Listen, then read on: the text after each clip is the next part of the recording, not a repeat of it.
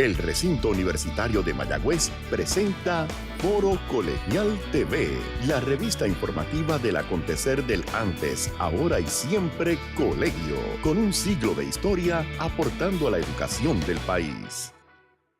Saludos y bienvenidos a Foro Colegial, la revista informativa del recinto universitario de Mayagüez. Soy Mariam Ludim Rosa, directora de la oficina de prensa del colegio, y es un placer nuevamente compartir con los amigos y amigas que nos sintonizan a través de este espacio educativo del acontecer del antes, ahora y siempre colegio. Más de 100 años de excelencia educativa. Una catedrática del Departamento de Humanidades canadiense del recinto universitario de Mayagüez se ha integrado en la ayuda comunitaria a las personas en Haití a través de dos proyectos, Limbs for Haiti y Haití se pone de pie. Sobre eso hablaremos hoy en Foro Colegial. A continuación, la entrevista de hoy de Foro Colegial. Bienvenidos nuevamente a Foro Colegial, la revista informativa del recinto universitario de Mayagüez, y para hablarnos sobre este interesante e importante proyecto comunitario se encuentra con nosotros la doctora Janet Renou, a quien le damos la bienvenida a Foro Colegial. Ella es catedrática del Departamento de Humanidades, específicamente profesora de francés y viene desde Canadá. Saludos, profesora, ¿cómo se encuentra? Muy bien, gracias, Marian, por esta invitación. Muchísimas gracias por estar con nosotros, y ella se siente mucho más cómoda hablando inglés que en español, aunque domina perfectamente bien el español, así que va a estar conversando con nosotros en inglés sobre este interesante y necesario proyecto de ayuda comunitaria. Profesora, ¿cómo usted se integra, cómo usted se involucra en este proyecto de Haití? Actually, it started right after the earthquake, 2010. I did travel to Haiti with a humanitarian group from Puerto Rico, which in fact has not returned since the earthquake trip. So I have been looking for about 2 years to partner with a group. I'd been through NGOs, gone through all kinds of international organizations, although always I was looking and hoping for the group from Puerto Rico. I heard about Limbs for Haiti through the media. Friends in San Juan sent me some articles on them. And I contacted them and asked, could they use my services as an interpreter, and that I would be willing to get my students involved if possible. They answered yes, they'd be interested, and my next step was to approach my students and see whether we could possibly do something for these organizations. Profesora, y también hay otra organización en la que usted se integra, que se llama Haití se pone de pie. También a través de ellos usted se ha acercado a esta causa. Absolutely. In fact, although my first contact was with Mario Garcia de Ponce, Limbs for Haiti, Mario Garcia actually travels often and works with Haití se pone de pie, and they are a group of orthopedic surgeons and their OR teams that travel oftentimes at the same time as Limbs for Haiti, and they are performing surgeries at the Adventista Hospital in Carrefour, Haiti. So in fact, when I did travel in May, I was with both groups and spent most of my time in the OR with the surgeons from Haití se pone de pie. Una vez usted está allí, profesora, ¿cuál es la experiencia de enfrentarse con esa realidad que quizás no vemos a través de las pantallas? Bueno, es fuerte, es muy, muy fuerte. You think you are going to be prepared for it, but in fact, it's not that easy to be prepared for it. I think the courage and the strength of the teams that I was accompanying certainly was of great help. On this trip when I arrived, I really wasn't sure where I was going to be. I didn't know whether I was going to be with Limbs for Haiti, just translating for kids, trying to calm them down in French. Because unlike what we think, really anyone who's been to school in Haiti does have standard French. That means that they do speak the French language. Not everybody speaks only Creole. And I learned that from 2010, that anyone who's had any access to school does speak what we call standard French. So when I got there, the first thing that Mario Garcia said, well, we're going to go to the hospital tomorrow. And I go to the hospital, and next door is the area where he actually does the fittings and receives patients for the limbs. And he introduced me to the medical team, and the first thing they said was, Janet, you better get out of those clothes and get into scrubs. You're coming to the OR. And you were ready for that? ¿Estaba lista para eso? Mm-hmm. First of all, I had to say to them, I don't come from a medical background, but I'm certainly willing to be there to help in whatever way I can. And so I did speak. There was no one in the OR from Haiti. The whole team was Puerto Rican. And so what I did, just in case there were a few things that they might ask me in terms of a translation, I did go over some things in standard French with this Haitian, because maybe I wouldn't have those terms. But in fact, the physicians and their OR teams, they more or less knew what they wanted. They knew most times where it was, but there could be something happening during that OR that my role would have been was to expedite it. Mm-hmm. For example, there's an instrument that wasn't quite the length or the size or whatever they wanted. Well, rather than running out and someone looking for a Haitian medical person, and obviously the Puerto Rican physician or the team member did not speak French, I was able to pop out of the OR, say this is what we're looking for, and if I wasn't sure of the word in French, because I'd only had a brief debriefing, I guess you'd say, I would actually go with the instrument and pop out and get it, and it went very, very well. Many times I was holding the hand of somebody who was either not quite under the anesthetic or coming out of it. It worked very well. Y profesora, ¿cuánto tiempo estuvo allá?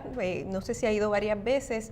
Y aparte de esa experiencia tan impactante, ¿qué otras experiencias ha tenido en sus viajes? So this last trip was May the 21st. I had been trying to negotiate as well to get some charter flights going for these physicians, and I am still hoping to work on that. So I'm hoping that my role will actually be more than an interpreter in the OR. And so the date was set. We were leaving on the 21st. We flew via Miami, from Miami into Haiti, and everything got set up the next day in terms of all the other different things that happened. Certainly when you're there, you see the needs. It makes you want to think, who can I contact? What can I do? One day that I wasn't in the OR, I actually left the hospital grounds with Mario Garcia, and we called on Scotiabank because he had a contact in Puerto Rico with Scotiabank, and me being Canadian, I think the feeling was it probably wouldn't do any harm to have me there. And from there, we talked to them about how we saw at that point their help, just getting us the names of some Puerto Rican companies installed in Haiti or working out of Haiti. And from there, we're sort of growing the program, and my involvement is growing, and I'm trying to do some work on the ground for them, because as you can imagine, most of these things take time. Profesora, anteriormente cuando le pregunté cómo había sido la experiencia, usted me dice, es fuerte, uno no se imagina lo que pasa allá, pero para propósito de los amigos que nos están hoy sintonizando, amigos y amigas, y que quizás también puedan ser parte de alguna forma con este proyecto, ¿qué es lo que uno se enfrenta? ¿Qué es lo que uno ve cuando llega allí? Well, for certain, what I saw and which touched me deeply, that some of these physicians and these people, apart from giving up their time and going there and putting their own patients on hold in Puerto Rico, they're also confronted with situations where you think everything is set up at the hospital for a person to go into OR, and at the last minute they're told, sorry, we didn't get those x-rays done, and the person doesn't have any money. So you will see them going into their pockets and coming out with some money to pay for x-rays, because if not, the surgery is not going to happen. On one occasion, I accompanied somebody, obviously in French, over to the administration office, and I spoke to a top administrator, and I said, the team is there, they're washed, they're scrubbed, they're ready to operate. What's holding them back is an x-ray. Please, would you do this x-ray for these physicians? And sometimes just being able to communicate, obviously, in the language of the people, they did not say no to me. And the girl accompanied me back to the OR. We had the go-ahead for the payment of the x-ray. It was done in a short period of time and the surgery proceeded. Profesora, ¿quiere decir que al igual que usted, que tiene la habilidad de comunicarse en varios idiomas, quizás hace falta que otras personas que hablen el idioma puedan involucrarse de la misma forma que usted lo hace? They could try. I think the organizations pretty well have the interpreting part probably down pat. I see the main cause of the organization right now is finding the financial backing to help them go forward. Marion, just to give you an idea, Limbs for Haiti has completed 14 trips. They have done 100 fittings for artificial limbs. 300 patients have been seen. On this last trip with this team of surgeons from San Juan, they performed 20 operations and saw more than 40 patients. They did not stop all day. There was nobody running out of that hospital midday for lunch, nothing of the kind. They were little, snacks or bottles of water that they brought in with them, but when they're on the ground, they are really on the ground running. And one of the greatest things right now is that they do have a project that is being, I would say, spearheaded by Limbs for Haiti to build a clinic in Haiti, and that clinic will not only do prosthetic fittings, but it will also provide an area for the orthopedic surgeons from Puerto Rico to carry out their duties. One of the things that Mario Garcia explained to me, because we were looking at various trips between January and May, was that it isn't that easy to coordinate. On one hand, you've got your surgeons from Puerto Rico who have patients and they have commitments, and sometimes those patients could have urgent needs. And on the other hand, the hospital they're working out of in Carrefour, which is sort of in the suburbs of Port-au-Prince, they also have OR needs. So they're trying to coordinate two different things here. Can we get these 5 or 6 surgeons? And by the way, not just the surgeons, I should not forget, the anesthetists. 3 of them were on this trip. And all teams had their OR staff. So there's a lot of coordination that has to go on. So the importance of having their own space is becoming really primordial. Profesora, nos tenemos que ir a una pausa, pero cuando regresemos vamos a continuar hablando sobre este tema de ayuda comunitaria, especialmente en Haití, en el que se ha involucrado la profesora. También nos va a hablar de cómo sus estudiantes también ayudaron para recaudar fondos para esta causa y también cómo usted también puede hacerlo. Así que no se retiren, en breve regresamos. Y de regreso a Foro Colegial, hoy estamos conversando con la doctora Janet Renou.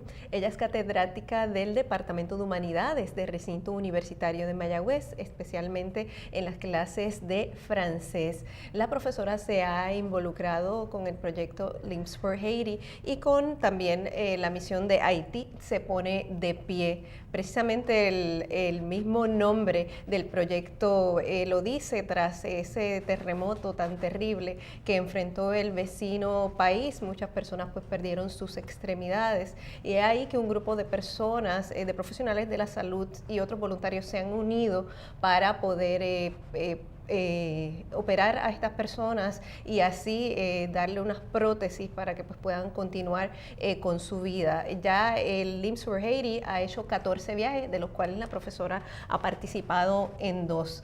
Hasta le ha tocado entrar a la sala de operaciones y ella no lo esperaba en su rol de facilitar el proceso de comunicación. Y profesora, usted también entonces ha involucrado a sus estudiantes en este proyecto. ¿De qué forma? Absolutely, Miriam. In fact, when I had this idea and I was looking for a group to partner with from Puerto Rico, which to me would make sense. I mean, after all, I do live here. We are next door. Before even thinking, okay, what could we do to have a raffle? So I initially spoke to my students, asked if there was any interest, and asked if I were able to get sponsors, because in order to have a raffle, you have to have something to raffle. Would they be interested? And they said yes. And so I contacted actually 3 hotels. Mm-hmm. I contacted the Horn Dorset Primavera in Rincon, the Mayagüez Resort in Mayagüez, and the Rincon Beach Resort in Añasco. And perhaps it's a good time to say that, in fact, these 3 hotels helped me about 4 or 5 years ago to put languages in 2 schools in Puerto Rico that did not have and does not offer foreign languages. So they had already helped me once, and which was for the better of Puerto Rico, because I felt that languages and tourism went together. They had something to gain. This time, approaching them, they might not have anything to gain other than that a wonderful feeling of doing good for our neighbors. So I contacted them. They said yes, they would certainly participate. And then I approached my students. And I went in and I said, I am looking at a raffle. There will be hotel stays. It would start in late January. It'll probably go to March. And the reason for that is because since I live in Rincon myself, there are a lot of tourists over those 3 months. And I really felt that they were probably best in the, well, not in the best position to support a cause like this, but I have more contact with them. And the students received the idea very warmly. One of the things I wanted to be very certain that they understood, first of all, you are not obliged to do this. You are not obliged to take part in the project. In no shape or form would this have a negative impact on your grade. Because in my course, actually, 10% of the grade is for participation.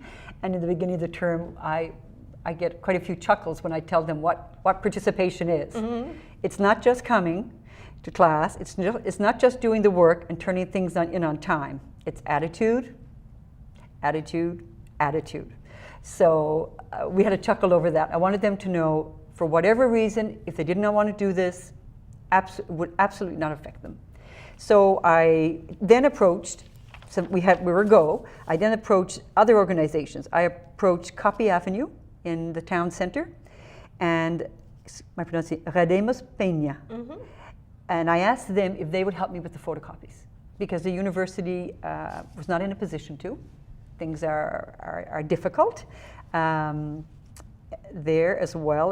The economy is not good anywhere, we can say. You know, we were all struggling. And Copy Avenue and Redemos Peña, after a letter and a couple of visits, said, absolutely, no problem. So there I got the copies. Somebody, one of our computer techs, Lisette Villarrubia, helped me design it.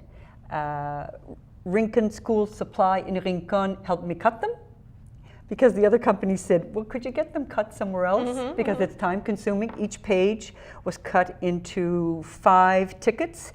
And then if we had, depending on the stack of pages, then they could be stapled by people. And at Rincon School Supply, they actually even helped me do the stapling. From there, project took flight.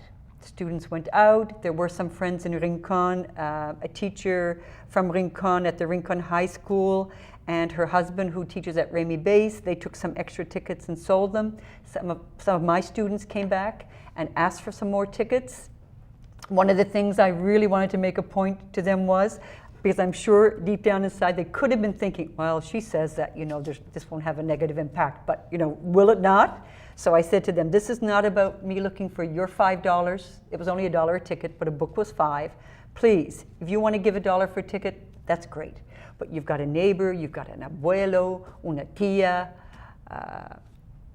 Just ask all your friends for 1 ticket. Don't go home and ask mom and dad to buy 5 or buy 10. Spread it out so that it doesn't become any kind of a financial burden for anyone, because I don't know the situation of those students. And so they did, and they all turned them in on time.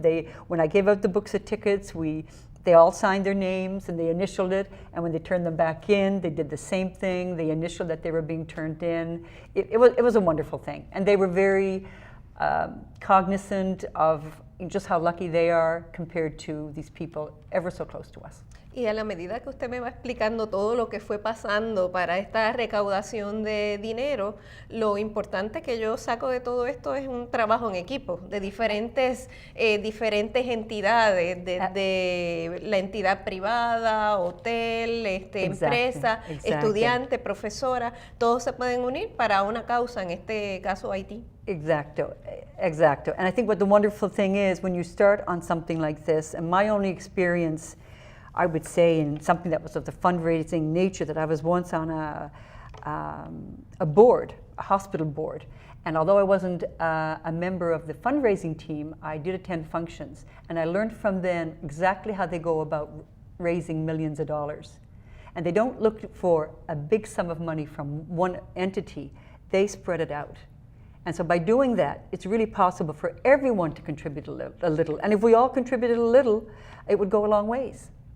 ¿Cuáles son entonces los planes que tienen de aquí en adelante y de qué forma los que nos están sintonizando hoy también se pueden integrar en esos planes?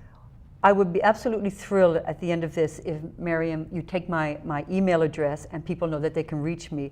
Really, the most wonderful thing that's happening now, and this is really almost straight off the press, it's only been a few weeks, Mario Garcia now has a proposal done for the clinic.